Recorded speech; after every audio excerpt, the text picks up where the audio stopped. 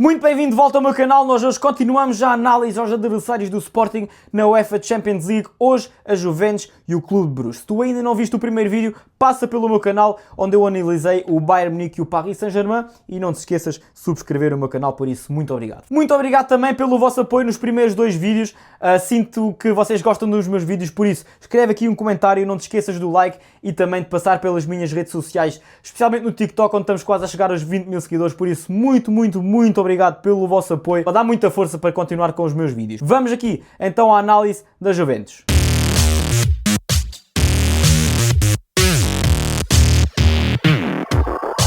A Juventus foi quarto classificada na última edição da Série A e o Sporting vai defrontar a Juventus no dia 4 de novembro em Turino. Mais uma vez deixo aqui o aviso, se eu olhar para a esquerda é porque tenho aqui muitas informações sobre a Juventus e o Clube Bruges, por isso às vezes vou olhar para a esquerda e às vezes para a câmera. Vocês conseguem ver aqui o 11 tipo da Juventus, que é um 3-4-2-1, com De Gregório na baliza, Federico Gatti, Bremer e também Lloyd Kelly na defesa da Juventus. Depois Pierre Calulu à direita, Cambiasso à esquerda e a dupla do meio campo com Thuram e Locatelli. Locatelli que é o capitão da equipa da Juventus. Depois, atrás de Jonathan David, temos Kenan Yildiz e Francisco Conceição, que todos nós conhecemos. A meu ver, os melhores jogadores, podem vocês ver aqui, são Kenan Yildiz, Thuram e Locatelli, são eles que fazem principalmente o jogo da Juventus, especialmente Kenan Yildiz é um grande jogador. Fica um bocado difícil encontrar aqui um elo mais fraco na equipa do Juventus. Eu escolhi Lloyd Kelly, não por ele ser um mau jogador, mas Lloyd Kelly acho que ainda tem algumas dificuldades a adaptar-se ao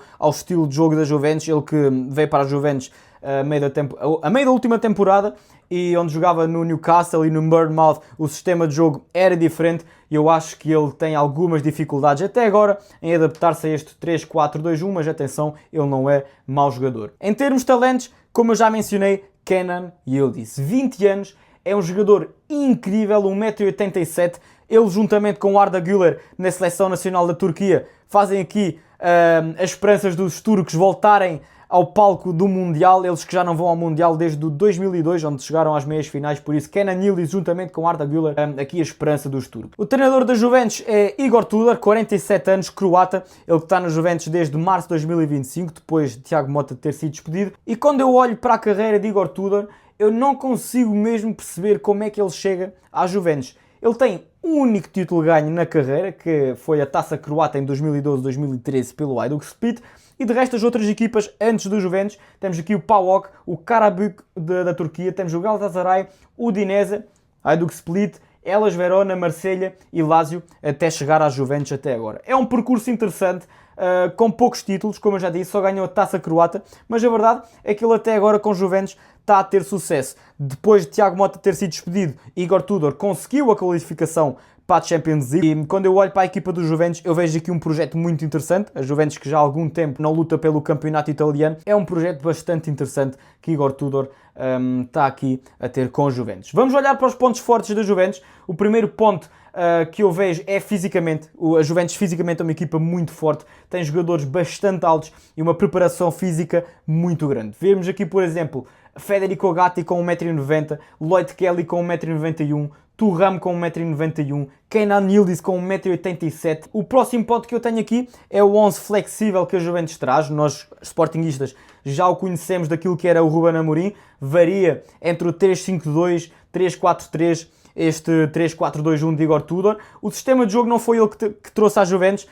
O sistema de jogo pertence a Thiago Motta, ele que foi despedido, como eu disse, mas Igor Tudor resolveu por ficar com o mesmo sistema de jogo e até agora está a funcionar muito bem. O que tenho aqui a mencionar também é a técnica de Kenan Yildiz e também de Francisco Conceição, eles que são dois jogadores muito desequilibradores. O próximo ponto é o banco de luz que a Juventus traz. Vlahovic, Openda, Koopmeiners, Weston McKennie, mesmo João Mário que, a meu ver, vai lutar aqui com Pierre Calulu pela posição de médio direito. Tenho aqui dois dados para vocês.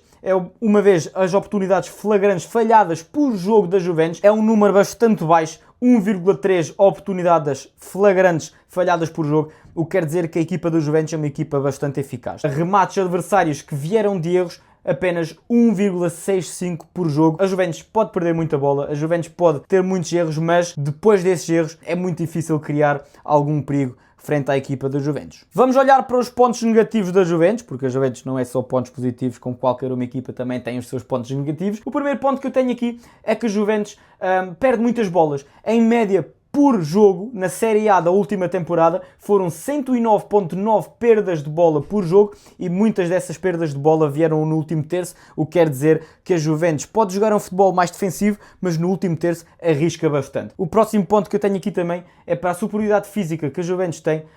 Tem poucos cruzamentos. Eu, como treinador, se tivesse os jogadores que eu tenho na Juventus, jogadores muito altos, mesmo o Jonathan David é um jogador alto com 1,80 m, a Juventus só tem por jogo, em média, 3,7 cruzamentos por jogo. O que quer dizer que a Juventus opta por jogar passos curtos, opta por ir no 1 contra 1, num futebol mais direto, sem cruzamentos, e eu acho que a Juventus faz mal porque tem um plantel com jogadores muito altos, mesmo Vlahovic a sair do banco é um jogador muito forte de cabeça, e também tem poucos remates por jogo. Em média só tem 13,6 remates por jogo, atenção que não são remates à baliza, são remates em si. O mercado da Juventus foi muito mexido em termos de entradas. A Juventus gastou 137 milhões de euros, destaque aqui para a entrada de Lloyd Kelly, também para a entrada de Zegrova, ou também João Mário, ele que fez aqui um troque com Alberto Costa no Futebol Clube do Porto. Entra também Jonathan David, ou Openda, jogador que vem com uma opção de compra. Nas saídas, a Juventus vendeu jogadores no valor de 84,5 milhões de euros. Destaque aqui, por exemplo, para Tiago Jaló, Alberto Costa, Rovella ou mesmo Nicolo Fagioli. O calendário da Juventus na Liga dos Campeões, temos aqui, tirando o Sporting, ainda o Dortmund, Villarreal, Real Madrid, Bodo Glimt, Pafos, Benfica e Mónaco. Eu acho que para a Juventus é um calendário bastante acessível, vai ter alguns jogos complicados, alguns jogos mais fáceis, mas tirando se calhar o Real Madrid, a Juventus fugiu aqui a muitos tubarões, por isso eu acho que a Juventus vai fazer uma boa fase de liga. Para acabar, vamos então ver onde é que o Sporting pode faturar frente à Juventus. Eu acho que vai ser muito importante a qualidade individual, não só de Pedro Gonçalves, mas também de Francisco Trincão, ou também Giovanni Kenda, como eu já mencionei no último vídeo, especialmente nestes jogos de Liga dos Campeões, quando são equipas mais fechadas, precisamos de jogadores desequilibradores, e esses são, a meu ver, Pedro Gonçalves, Trincão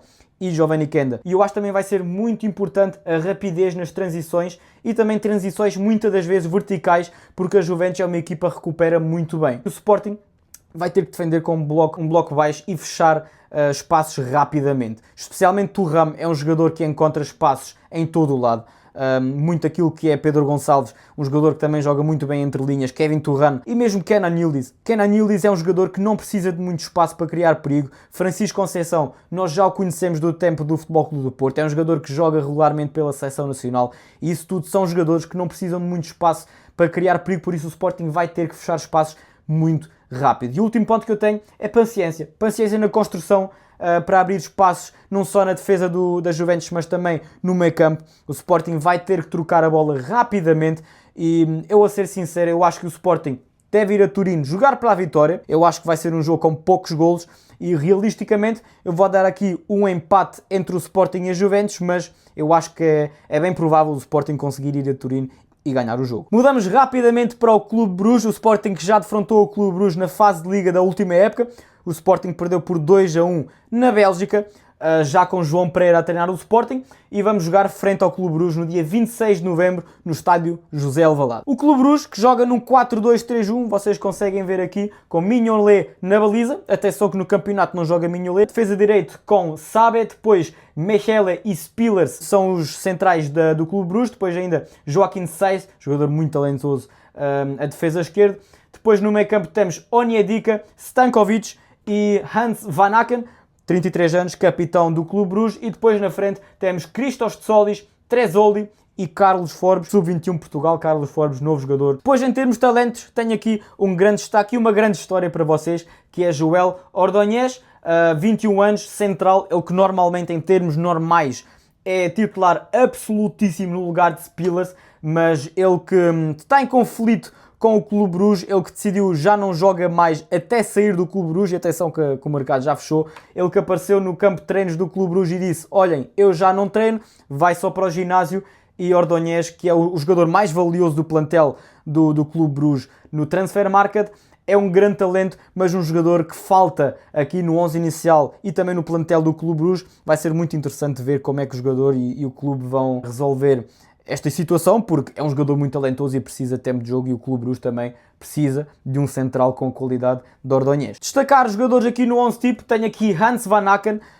Hans Van Aken é um jogador sensacional, jogou muito bem frente ao Sporting na última temporada. Também Onyedika e Christos Tsolis são bons jogadores, são aqui os 3 jogadores que eu destaco no 11 do Clube Bruges. E depois temos ainda Sabe, de 20 anos, que digamos é o elo mais fraco do Clube Bruges, um jogador ainda muito inexperiente, mas atenção que também traz qualidade, mas eu acho que entre o 11 inicial, eu acho que Kylian Sabe é o elo mais fraco aqui, o defesa direito de 20 anos. O treinador do Clube Bruges é Nicky Hagen, de 45 anos, ele que já está no Clube Bruges desde março de 2024, ele que chegou como treinador interino, mas já é o treinador principal do Clube Bruges. Ele que já foi campeão pelo Clube Bruges, ganhou a Taça da Bélgica e uma Supertaça da Bélgica. O trajeto de Nicky Hagen é bastante interessante porque ele passou muito tempo como treinador de equipas de divisões inferiores na Bélgica e depois chegou ao Clube Bruges para comandar o Clube Next, que é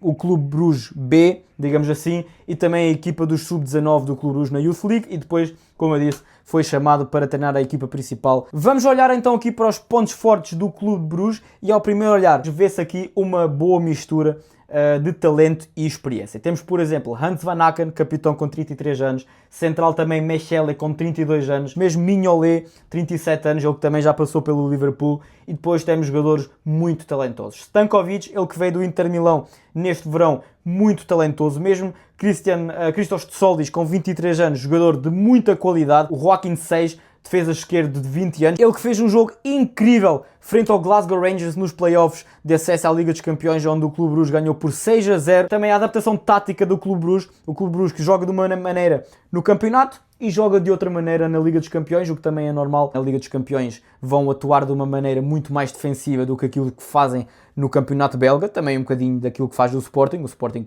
no campeonato português consegue dominar muito mais o jogo do que aquilo que vai fazer, por exemplo, na Liga dos Campeões, porque a qualidade na Liga dos Campeões é muito mais alta. Pouco risco no meio campo defensivo, o Clube Bruges que tem uma média de 91,7% de precisão de passe no próprio meio campo, porque é uma equipa que não arrisca muito na construção de jogo. É uma defesa muito compacta, com rapidez no ataque e um futebol bastante direto no último terço, especialmente com Christos Tsolis. Os duelos ganhos no solo, o Clube Bruges tem uma média entre 50% e 53% de duelos ganhos no solo por jogo, o que é um valor bastante bom, especialmente para uma equipa que não tem muita bola. Vamos olhar para os pontos negativos do Clube Bruges, e o primeiro ponto que eu tenho aqui é a falta de eficácia. Não é só na Liga dos Campeões, mas também no Campeonato Belga. Se formos aqui comparar a média de oportunidades que eles têm e a média de oportunidades falhadas por jogo na Liga dos Campeões 24-25, tem aqui uma média de 1,4 oportunidades criadas por jogo na Liga dos Campeões e falharam por média uma. Também no Campeonato Belga eles criam muito mais oportunidades, têm por média 3,8 oportunidades por jogo, mas falham 2,3 oportunidades flagrantes por jogo. Por isso, é uma equipa bastante ineficaz. O próximo ponto que eu tenho aqui é o aproveitamento. Eles têm um aproveitamento de 11% na Liga dos Campeões e um aproveitamento de 12% na Liga Belga. O último ponto que eu tenho aqui são muitas perdas de bola para quem tem pouca posse de bola. Se olharmos para a média que eles perdem por jogo, uma pessoa pode pensar, ok, são poucas perdas de bola, mas o Clube Bruges também é uma equipa que tem pouca posse de bola e quando tem muitas perdas de bola. O mercado do Clube Bruges foi bastante interessante, tiveram saídas bastante importantes, fizeram 82 milhões de euros em vendas, por exemplo, Yashari saiu para o AC Milan, tivemos a saída de De Kuyper para o Brighton, ou também de Talbi para o Sunderland. Olhando aqui para o calendário do Clube Bruges na Liga dos Campeões, tirando o Sporting, temos ainda AS Monaco, Atalanta, Bayern Munique, Barcelona, Arsenal, Marselha e Kairat Almaty. Uma boa mistura. Para acabar aqui, o Clube Bruges, onde é que o Sporting pode faturar no jogo? Em Alvalade. Eu acho que vai ser muito importante o Sporting tomar o controle do jogo e assumir o favoritismo, ainda por cima, a jogar em casa. Eu acho que vai ser muito importante Luís Soares na pressão. Eu acho que naquilo que nós vimos até agora na época do Sporting, Luís Soares é um jogador que faz muito bem a pressão. O Clube Bruges, sendo uma equipa que não arrisca muito no meio campo defensivo, Luís Soares a fazer pressão vai resultar em muitas perdas de bola para o Clube Bruges. Eu acho que o Sporting tem que ganhar o jogo frente ao Clube Bruges se quer passar à próxima fase. É uma vitória importantíssima. Ainda por cima, jogando em casa, o Sporting tem que ganhar ao Clube Bruges. É verdade que o Sporting perdeu frente ao Clube Bruges na última temporada. Foi um jogo muito atípico, com João Pereira no banco. Nós lembramos ainda do autogol de Eduardo Quaresma. Por isso eu acho que o Sporting vai ganhar ao Clube Bruges. Eu aposto aqui num 3-1 para o Sporting. Foi esta então a análise à Juventus e ao Clube Bruges. Eu espero que vocês tenham gostado. No próximo vídeo vamos analisar os adversários do Sporting do pote 3, que é o Marselha e o Nápoles. Atenção, Nápoles, campeão italiano. Por isso, não se esqueçam de comentar a vossa opinião sobre estes dois adversários nos comentários. Muito obrigado pelo vosso apoio. Não se esqueçam também de subscrever aqui o YouTube e as minhas redes sociais a aparecer aqui. E nós vemos no próximo vídeo. Muito obrigado. Até à próxima.